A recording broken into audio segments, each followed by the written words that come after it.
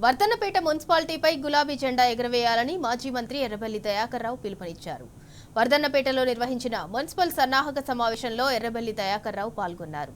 30 మంది కాంగ్రెస్ కార్యకర్తలు ఆయన సమక్షంలో బీఆర్ఎస్ పార్టీలో చేరారు. వర్ధన్నపేట మేజర్ గ్రామ పంచాయతీని కేసీఆర్ మున్సిపాలిటీ చేశారని గుర్తు చేశారు.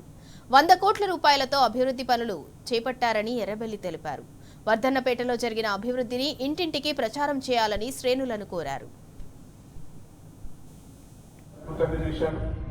నేను ఎమ్మెల్యే ఉన్నప్పుడు కూడా అద్భుతంగా చేశాం.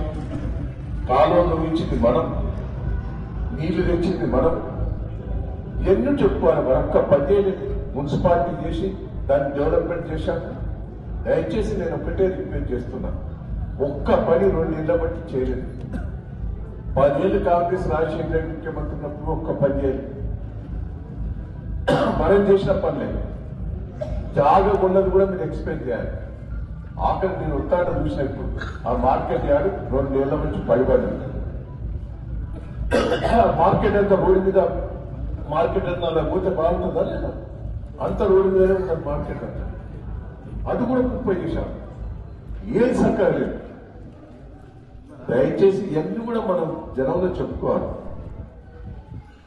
మనం కట్టించిన క్యాప్ హౌస్లే కూర్చుంటాడు ఆయన, కొత్త కట్టుకొని కూర్చోమని.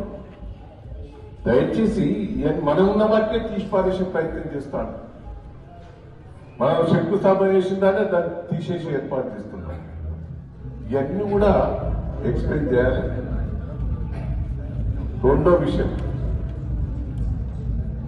కార్డు కూడా ఇంటింటికి మీరు ఇచ్చేయాలి. మీరు ఎట్లా మీరు ఉంటారో కానీ ప్రతి ఇంటికి చేరాలి. వాటిలో ఉన్న ముఖ్య నాయకులు ఇన్ఛార్జిని తిరిగి ఇంటింటికి పోయి ఎక్స్ప్లెయిన్ చేసుకుంటూ ఇంటింటికి పోయి కార్డు ఇవ్వాలి.